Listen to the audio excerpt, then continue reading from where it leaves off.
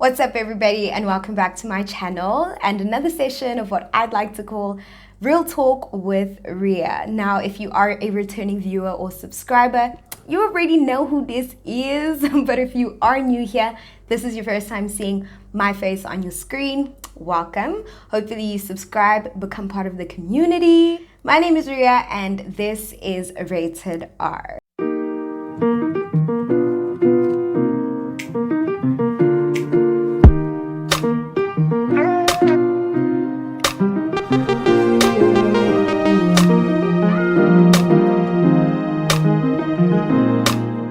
On today's video, I'm going to be doing a get ready with me because I have somewhere to be, but I also just wanted to have a quick chit chat, real chats, yeah, real things. So yeah, I'm just gonna be doing my makeup throughout the process of this video. Hopefully I can keep it short and sweet. First of all, guys, I want to tell you that this city is so bleeping hot.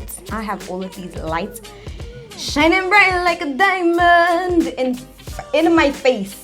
It's just like, it's a lot. It's really, yeah, but if I take my eyes off the camera, it's genuinely because I just want to see my face. So please don't think I'm being rude or disrespectful.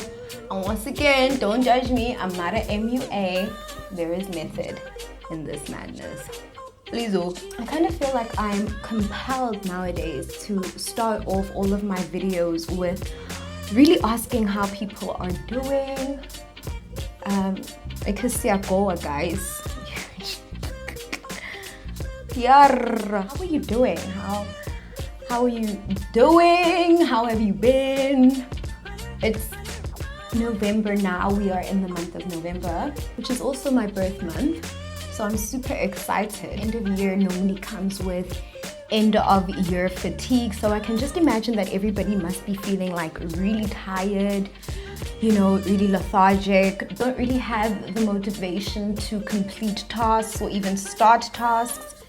And really, I think everybody's really just going through everything that comes with end of year fatigue right now. Yeah, when I was really thinking about all of the things that contributed to what possibly could have made me so tired, and not just me, but I think everybody else can also just attest to this or relate to this, but it's really this idea of being rejected. This is an every year thing because it's inevitable. Rejection is part of life. You're going to hear no, the door is going to close in front of your face a couple of times, and we're just supposed to, you know, pick ourselves up and dust ourselves off and try again, you know. I kind of feel like it can be it can become very taxing on one's emotional well-being, constantly have the door shut in front of your face or to constantly be told no.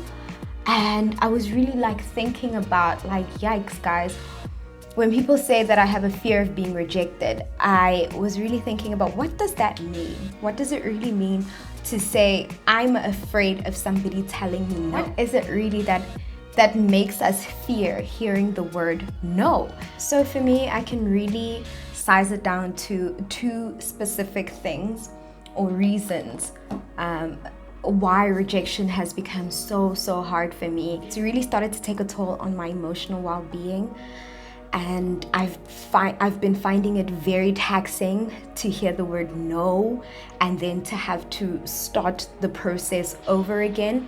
So the first idea for me is centered around worthiness and what it does to somebody's self-worth, or rather what it does to my self-worth. So when you are setting goals for yourself, obviously you have to actively work towards achieving those goals. So whether it's applying for a job or whether it's planning a trip, you will actively have to take steps in order to achieve that goal. And I'll make a perfect example of applying for a job. When you apply for a job, you have to get your CV in order, you have to start doing your motivational letter, etc. And in those documents that we all know of, you have to kind of give an explanation as to why you want the position, why you're fit for the role, you know, all of your achievements or all of the things that make you a suitable candidate for that particular role. And this could also be for relationships. You know, when you're auditioning for a relationship, you really have to set out to somebody like why you think that you would be a good candidate to date them or to be with them, etc. So, okay, cool. You now set out, you sit down with yourself first of all, and now you have to come up with all of these reasons and think of all of these reasons why you are good enough to be in that position that you are applying for or that you're going after. And that in itself already takes a lot, okay? Because you know kinda that you are good enough just by being you, but now you have to articulate it into words or etc. And for people who are not really good at words, I'm not saying I'm one of them. I consider myself somebody who, I'm not the best, but I enjoy finding ways to articulate myself. But I can imagine that not everybody feels this way. And even for somebody like myself who really enjoys speaking, just speaking, it becomes a very daunting task to have to sit down and think of the reasons why you are good for that position. And then above that, you still have to think about reasons why you are good enough above all the other candidates, or why they should pick you above the millions of other candidates that are also going to be applying for that position or for that role. I'm saying, you know that you're good enough, you know, like you don't doubt yourself. Even for the most confident person, even though you're fairly or relatively confident in your abilities, it still can be like I'm saying, quite daunting or a scary process to firstly have to think about all the other candidates and what they might potentially bring to the table, and if what you're bringing to the table is good enough. And another example is also like YouTube, you know, there are so many creators on YouTube, and when you're entering now the YouTube scene, if you are an aspiring YouTuber, or if you are an up-and-coming YouTuber, you might feel discouraged because what do you have to bring to the table that is going to set you apart from your peers, you know? You have to think about now, how can I distinguish myself from the next person who's probably going to be saying the same generic things? Yeah, but that's the first thing, you know, that's really the first thing. And I've just been finding for myself, especially the older I get, it's kind of becoming very difficult for me to feel like I want to prove myself to people. Like there are instances where I don't want to have to walk into a room and have to beg and plead with people that I am good enough, please look at me, please watch my videos, please do this, please do that. I just want to show up and I want to be good enough, you know? But unfortunately, that's not enough, you know? You really have to go the extra mile in trying to convince people that like, yo, what I bring to the table is exactly what you need, and therefore you need to pick me. So yeah, that's really number one. I'm really becoming reluctant in having to convince people why they should pick me and why I'm the suitable candidate for a particular role. Also, like having to condense your entire personality into like a 30-second video or into like a 1-minute video. I am tired. I'm so tired, because how do they expect you to talk about your entire life in one cover letter, or in 1 minute, in a 1-minute video, or like in a short paragraph? Tell us about yourself, you know? And that description is inevitably going to be the determining factor as to whether or not they open your CV, whether or not they open your video, whether or not your application is approved. So a lot is riding on what you say. And the more you get rejected, I feel like the more you start to feel like, well, maybe I'm not saying the right things, you know, or maybe I'm just not a great person, you know, especially when applying for a job. People are so discouraged, especially when you're fresh out of varsity, you have no or little to no work experience, and now you have to tell all of these companies why you would be a great asset to their firm. And you can start to honestly doubt yourself, because it's like, who am I? Whomst am I? What have I actually done with my life now that I have to sit down and think about it? Because living is great. You know, you be living your life, you be going through life until you have to sit down and write a cover letter. Whoa. Now it's crickets, because it's like, what am I gonna tell these people about myself? You know, that's going to magically make them think, oh, yes, this one, she's the one. We gotta have her. So that's definitely something I'm struggling with right now. Second thing, or the second reason for me is really, and I would say this is the most difficult for me to have to come to terms with. Plain it like this: when you set your eyes on a goal, when you have decided that you're going to pursue when you have decided that you're going to pursue a particular thing, if you believe in manifestation, then this is something that you will also know. But you start to envision the type of life you will have once you receive that thing. So if it's a job, you start to envision all of the things that you're going to do once you actually get that job. It could be buying a house, or buying a car, or moving out of your parents' house. It could be just traveling, it could be anything. Or even if it's a relationship, once you see somebody that you like and you're pursuing, you start to envision your life with that person. What would my life be like? What are the things we're gonna do? Where are the places that we're gonna go, And especially if you're into like manifestation, etc., you really have to envision, and you really have to believe that that thing is already yours. That thing, you have it, it's in your grasp. What does it taste like? What does it smell like? What is your life like once it's there? What do you feel, etc.? And you can really start to become engulfed in the what if, or in the potential of then having that thing. And perhaps this is really just a call to me to manage my expectations, because I sometimes get lost in that fantasy, because it really starts to feel real, It really starts to feel like I can really see myself in this position, with this thing, with this person, and my life is going to change the moment I get this particular thing. So you can only imagine what it does to a person, or what it feels like to then no longer get that thing, or to be rejected, or to hear no.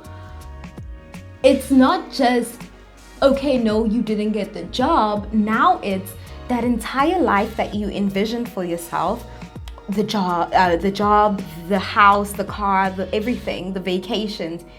Now you're not gonna get any of it, Now you are back in the position that you started in.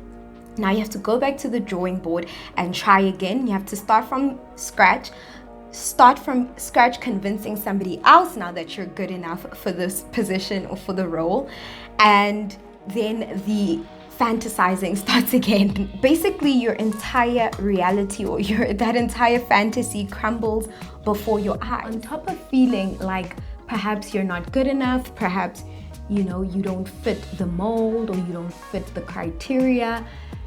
Now that reality is just never going to materialize, and that has been the most depressing thing that I have had to come to terms with, especially now that I'm reaching the age of 25. I'm starting to realize that the life that I envisioned for myself, or all of those things that I thought that I was going to be, doing or living in or experiencing, now they are not coming to fruition. They are not materializing because of this constant rejections, constant no, this constant go back to the drawing board, And don't get me wrong, hearing no once or twice, it's okay. It's character building. You get used to it, you get over it. But hearing no like several times, month after month, especially when you feel like refer to the first reason. When you are putting in your all, when you are really putting your heart on your sleeve, you are bleeding your heart out onto pen and paper, only for that to be rejected and only for your dreams to be shut down. So it's not just what you wanted, the goal that gets rejected, it's that entire dream that gets rejected, and that can send somebody into a depression, especially when they're constantly hearing that no and when they're constantly receiving that rejection. I think that's what really makes me so exhausted at the end of each year, is hearing no, no, no, no, and no. Exhausted, guys. I can't tell you how exhausted I am of really having to explain myself and having to auditioning for spots, applying for jobs. It's become so taxing on my soul, on my spirit, on my mental health. I can't. And especially at the end of every year, I feel it the most, because you set out a list of goals that you hope to achieve at the beginning of each year, and as you go throughout the year, you constantly are receiving no after no, rejection after rejection. By the end of the year, you're just you're just kaput. You can't go anymore. There is no drawing board at that point, and I've just reached that stage. Not to discourage people or to say give up, because what's the point? Because there's hope, and it's not always like no. There are moments of yes, and there are moments where your efforts do pay off, and the more consistent you are, the more you are most likely to see results, So it's not to say that if at first you don't succeed, never try again, but I'm just saying that rejection is a bitch and it hurts. Yeah, like I'm saying, rejection, it's a part of life. It's inevitable. And yeah, it's just something that everybody has to and will inevitably go through at some point in their life. But it doesn't get easier, I won't lie. Attest to anybody who feels like, rejection makes them strong. I don't know. I guess if it makes you stronger, that's great. Good for you, honey. Good for you. But it's not the 1, 2, or 3. But yeah, it is what it is. That's just really one thing that's been contributing to me feeling tired, exhausted, and over it. I was over it, and I'm still over it, honey. But yeah, if that's something that you've also been going through, if you've been experiencing a lot of rejection this past year or the past couple of years, then I'm really, really, really holding you close to my heart, because I understand and I know how it can be, and I don't think that we should be so fast to say that it builds character, and that one day, when you are going through it in that moment, it sucks. I'm really sorry if that's what you're going through, but it will get better. Better days do come along. You will finally get that yes that you're looking for, that promotion, that let's date, that girlfriend proposal, whatever the case is. You will find what you are looking for, and all of the naysayers and all of the no's will just be irrelevant, and they literally won't mean anything. Otherwise, thank you so much for getting ready with me. I'm off to do the things that I need to do. Yeah, if you liked this video, please be sure to give it a thumbs up. Don't forget to leave me comments in the comment section. I love to hear from you. Please also share. If you haven't already, subscribe. Subscribe. You haven't subscribed all this time, please. You play games. Otherwise, for me, it's a wrap. Until next time, ciao.